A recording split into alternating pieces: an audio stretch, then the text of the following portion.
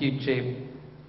The advantage of speaking last is that you have the opportunity to deviate from what you prepared, but the disadvantage thereof is that you deviate from what you prepared. So I would like to start by referring to the court case of Renata Barnard. It's a case, I think it's appropriate because it's about affirmative action and it was in the Labour Appeal Court today. So I have the facts here before me. It's a two-page document, but I'm not going to read the whole thing. Renata Barnard is, many people have heard of her, but they don't, of the court case, but they don't necessarily know all the facts and how it came to be that she's in court today. She's a police officer. She's working for the South African Police Department.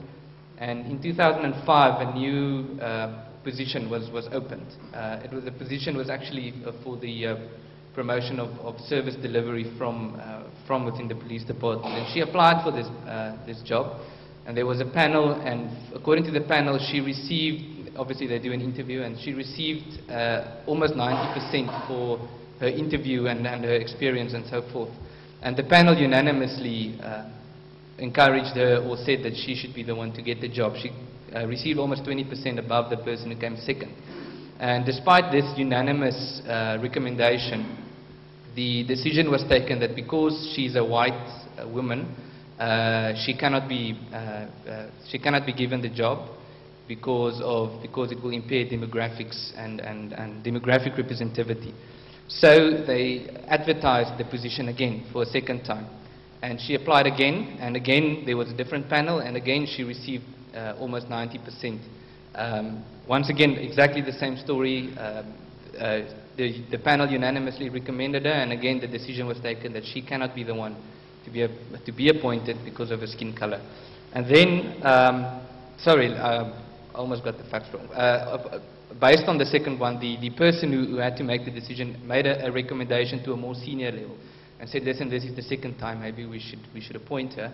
And then the National Commissioner said, no, we have to intervene, we can't appoint her. And then it was sort of stale for a moment, and the position was advertised for a third time. And once she applied for the third time, the decision was taken not to continue with the process and to scrap the position so that there will not be any appointment made. And she views this obviously very seriously as an issue of racial discrimination. And she went to court and she won the court case. And the Department of Police then filed an appeal. And the argument was actually, what it came down to was the fact that racial statistics or demographics should be more important in this case, or should carry more weight than service delivery. And that is exactly what we saw with this case. It was a position to promote service delivery, but because of racial demographics, no position was filled. And so today she was in the Court of Appeal. So we don't know where this is going to end, but it is a very clear example of our concern with affirmative action.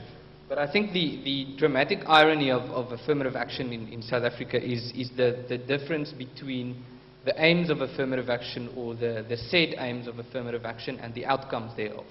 The aims, as we understand them, we live in a very unequal country. We have tremendous concerns about poverty, and I think that is a non-negotiable starting block, that we must address these issues. I don't think anybody disagrees with that. But the irony is we look at the aims and then we look at what is the impact on ground level, and we have this example that I've just explained to you. But we do need to have some sort of a policy, and we have the Employment Equity Act, of which the aim is, I've explained, to eradicate inequality, but we attempt to achieve that by means of priority treatment based on skin color. So it's sort of, to simplify, with politicians sitting in a boardroom saying, how can we stop the eradication of, or how can we stop the categorization of people according to skin color? And then it's like, I know, let's categorize the people according to their skin color. And so it's like saying we must stop road accidents by distributing roses. It's not addressing the problem. We have a concern there. I think there are some fundamentally flawed issues with the current policy that we are concerned of. concerned about. The first point is the malas-understanding of what equality is. We say we need to promote equality, and therefore we have affirmative action. But when we speak of equality in terms of employment equity, it's formal equality. It's numbers, it's statistics. There's a perception that if two people have the same job, then equality has arrived. There's no issue about substantive equality. Equality is much deeper than statistics and numbers. But I think that's a concern. Another concern, and I think that is probably our main concern, is that the policy that we have is an outcome-based policy. The success of affirmative action, and therefore the success of the achievement of equality, is measured in terms of statistics. It's measured in terms of demographics, skin color, looking at how many whites do we have and how many blacks, and that is how we measure the achievement of equality. But on the other side of the coin is what we should be doing, and that is not to have an outcome-based progress, or an outcome-based process rather, but to focus on what is put in. It's like saying, to use the example of a track field of runners, saying we need to reach the end line, the finish line at the same time, and therefore we're going to have to say some people will start here and some people will start there. That is an outcome-based approach. An income-based approach were to say we need to have people reach the finish line at the same time, and therefore we need to invest in proper training facilities. We need to build a gym for the athletes. We need to provide them with proper tackies and so forth. And so the training part is if you look at affirmative action policies, it's always about what are the outcomes, but not about what do we put in. And then your time is up, actually. You can say one last thing. I'm at the point of completion. I'm actually at my conclusion. So then the last point I want to make is it has been raised that we should see it universally.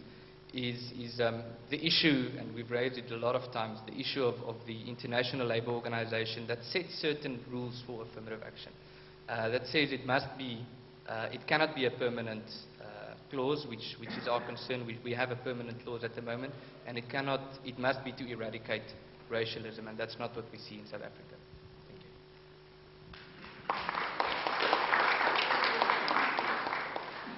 Thank you. Time is becoming a problem. We are running out of time. And just to pick up on what you said, I think